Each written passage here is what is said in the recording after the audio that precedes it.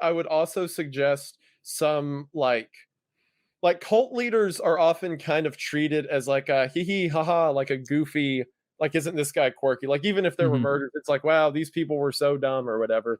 But when you read about like some of the ways that cult leaders indoctrinated people around them, it is depressing. Like Ervil LeBaron, he was one of the guys. He's a lot of people misunderstand LeBaron as being like a founder of Mormonism. He was Okay. famous because in the early days of Mormonism, he got kicked out and started like a whole cult separate to Mormonism. Okay. Um, he was like a big practicer of polygamy and stuff like that. And what he would do is he had a theory that he pulled out of the Old Testament and he called it blood redemption. I think it's blood redemption, blood sacrilege, something like that. And it was the idea that some people were so sinful in their lives, the only way that they could go to heaven is if they're murdered by righteous people and like a prayer said over them or whatever.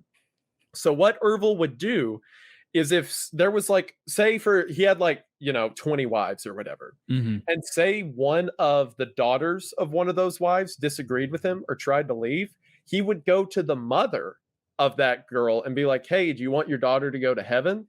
You're gonna have to kill her. And like he would talk these poor delusional people into murdering family members because he said it's the only way they could get into the gates.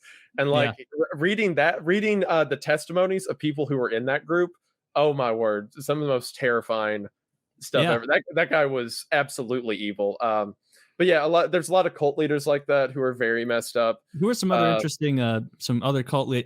I'm woefully misinformed or uninformed, I guess, on so much of the cult shit.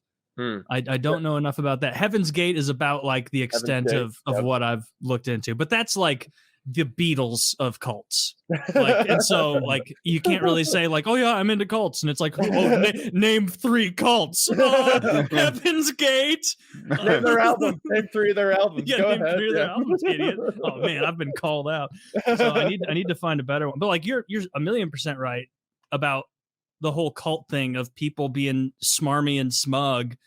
Like these idiots, they didn't know. It's like These people fools. who are in people. like influence circles, cults, like they can't see outside it. By design, all of their interactions and the social cost of disagreement are incorporated into that. If they had a robust system and network of people who weren't involved in that cult, then it would be easier. Like that's why the first step of any cult or like indoctrination is separating you from your family, separating you from your friends, making you believe that nothing can be trusted except for what is said here. And when you're surrounded by a bunch of people who have done the same thing, they've done. Tony, he distanced from his family and his friends, and he hasn't had an issue with it. What's wrong with you? Are you not bought in? Do you not believe what we believe? Like those kind of social You're not going to let it manipulations. down, are you? You're not. You're one of us. You're not going to go against it. Yeah, that happens all the time. You like, pretty much your only friends and family are us now, and you're disappointing us. Like what's going to happen? There's this weird misconception, and a lot of it's just because they don't know any better. But there's this misconception a lot of people have that like happy people who were doing well in life join cults, but it's almost never that. It's like I don't know if I've talked about them before. I know it was on a podcast. I don't think it was on PKA. I talked about the Anthill Kids. Did I do this diatribe? I don't recall the Anthill Kids. No. Okay. Tell us about it. The Anthill Kids were a cult in the 70s. It was either the 60s or 70s. They were led by a guy named Roche Thoreau. Roche, I think it's either Roch or Roche. It's a French name.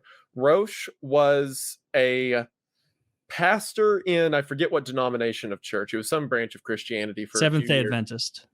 Yes, thank you. Seventh-day Adventist. Before he broke off and then up in French Canada began this farm. And what he would do is he would go to these people in bars. He would pray apparently for women like near like hospitals, like women who had miscarriages. Like he was seeking out people who were in the worst point of their life. And he'd effectively start with the evangelist thing of like, hey, Jesus loves you. Do you want a home? Do you want a community? And he started inviting people to this farm he was effectively building up in the mountains. And he did this for years. So for years, it was just a group of people who had nowhere to go. They were completely lost. And then someone offers them food, shelter, and friendship. And it was years of that before it became what it eventually turned into. And that's how people get indoctrinated to the point that they join and become a part of a cult. It's not just like, and I want to be abused by, some charismatic figure. But like Roche was it was a very slow decline. The first step of it, I believe, is he started having them do labor. Like, okay, you go work and I'll stay here and run things. And people were like, yeah, that makes sense. And it's like, hey, do you care to help build like the houses around here? And they're like, yeah, that makes sense. And then it started to be like, I think I need to have children with the women here. And the single women were like, absolutely, yeah, I'm down for it. But then the husbands were like, hey, I could give my wife to this guy. So then he has all these children that are his. And then after, I think the cult, there was a period of time he went to jail, and like every day, all of them would come to the jail and talk to him. He went to jail for like several months. I think the cult lasted for about 15 years. And by the end of it, there were so many violence scenarios that happened. But one of the more intense ones was a woman tried to run away after I think he had forced himself on her. I can't remember the scenario. But she tried to run away, and it was in the middle of Canada in the winter, so it was freezing. And these men brought her back, and he, in front of everyone, he dragged her onto, like, he had like a church set up. He dragged her to the altar, pulled a hatchet, and cut her arm off at the front of the room in front of everyone, and no one did anything. They were just like, yeah, she went against us. What else are we going to do? And, she's crying and screaming. And then he just puts down the axe and holds her and starts patting her like, shh, it's okay. And everyone was just like, yeah, this is fine. This is what happens when you mess with the cult leader. The thing that eventually did them in was a woman died during... It was something like she got sick or she got cut, and I forget the details, but Roche did something like he ordered someone to put a bag over her mouth or something like that. He ordered them to do something that got her killed. And then there was a period of time where they tried to hide her body, and then her family came looking for her, and eventually everything got found out. Oh, it was the woman who got her arm cut off. She escaped while the police were investigating, and she went to the police, told them what happened, and all of them got arrested. But yeah, these people were conditioned over the period of over a decade to be like, yeah, if he wants to cut her arm off, like, that's his right. That's what we get. And that's scary to read about, like situations like that where people are absolutely at the will of some madman. And you have to remember like something else with it is like the longer someone is in a cult or in like one of those circles, the more like sunk cost is involved. And so like someone who's in a cult for 2 days is a lot more likely to be talked out of it. If you've been in there for years, like that is your life. Leaving that is not only changing your whole life and uprooting yourself, it's also an admission that you were fooled.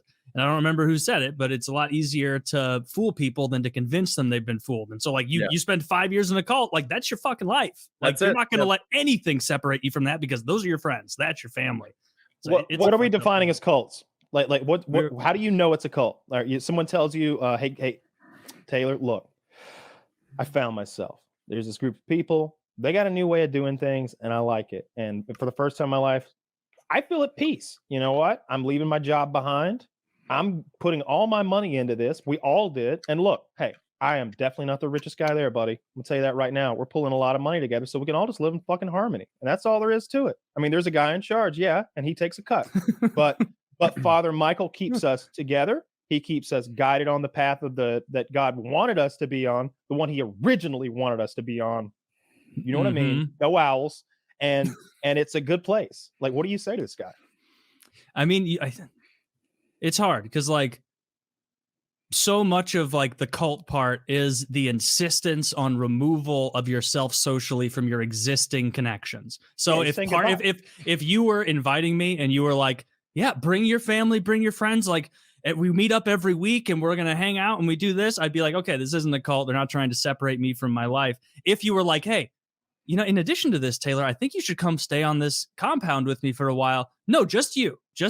I don't think your parents and your friends, I don't think they're bought in yet, honestly. Do you think they are? No, I don't think they're like you and I agree. But yeah, come on.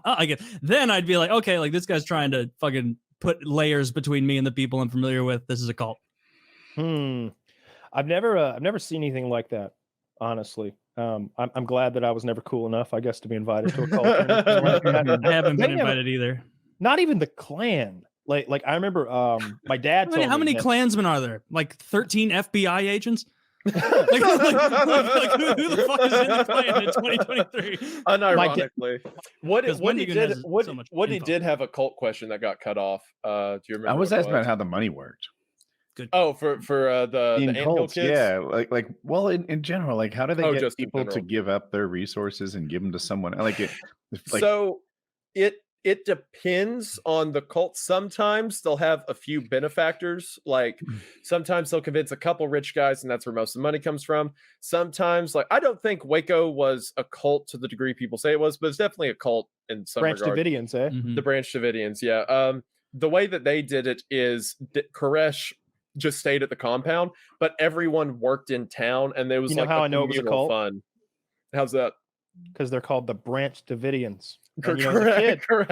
as a kid, that rolls off the tongue on the newscast, and you don't ever stop to think about what it means. Hmm. David Koresh leads the Davidians. Like, Yeah. you know what I mean? Like it's a cult. The real question about that is, were they sexually abusing children and fostering an environment in which that was to be normal and commonplace? Or did the FBI lie about that after they burnt all those children alive? So from all the research, all the stories I've read on the topic, I do think the FBI fostered the story. There were several CPS investigations before all of that went down. They were never able to turn up any evidence, and everyone who was a part of it vehemently attested that that didn't happen. That was I say it's part of the 50-50. case. I'm 50-50 on it. Here's why. I just think, man, it just seems like historically, and from every example we ever have, whenever you have some dude who's running a cult, it's all about pussy, and it ends up being about pussy for some reason. We haven't been able to put our finger on that one here yet, despite all our study.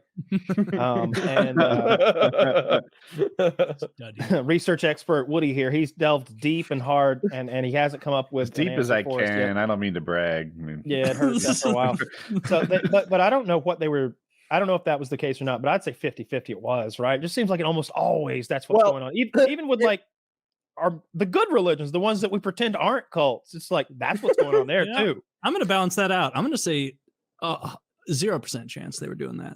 And it was the FBI lying. So now the average is back. No, I have done no research. I have no idea. Okay, so let me tell you about this. So here's what I saw on the news, and I don't know if this was the FBI being like, oh, look at what we found. It was like a kid's sort of informational pamphlet that you would hand to, like, I don't know, a kid to prepare them for their sexual life that's coming right around the corner. Like you know, your body's changing. Like that. No, more like David's gonna fuck you. that's true. You may notice hair. You may notice hair where there wasn't hair before. You may notice a man named David walking into your room erect at night and demanding things of you. This is all part of becoming a woman. Yeah, so I saw those pamphlets on the news, and the only question is, like, if you could find out those were fake, I feel like that's the little piece of evidence that matters to me. So I looked into the pamphlets, and from every article I read, that was not evidence that was brought forward by any State Department. That was entirely mentioned by news sources and never backed by anything. Yikes. All the cult members said that. It's kind of like, you remember how after, like, well, I was too young to remember, but looking back, after 9/11, they were like, oh, and we found the hijacker's passport in the wreckage. Yeah. Like that whole, like, no, you didn't. What are you talking about? Like, it was kind of like that. The news is like, hey, I know what we can do to be sensational for the next half hour. Sure. So from everything I read, that's where'd that pamphlet come from? Like, where'd it come from? Someone made that shit. Someone printed it off of a printer. Someone stapled it together. Someone drew those little stick figure children. You know what I mean? Someone wrote it. Yeah. And the only answer that comes to mind is that's the sort of thing that our government does sometimes when they're taking somebody down, like a political figure or something like that. They make those sorts of false evidences famously. Yeah. Like if you look at the sort of things they were doing to Martin Luther King or Malcolm X, or even we talked about, it's people we don't like as well. It's not like they're just picking on civil rights leaders, also like Fidel Castro, just all those Wile E. Coyote stunts they tried to pull, making his beard fall out, making him be on LSD during his speeches, all that craziness, kookiness.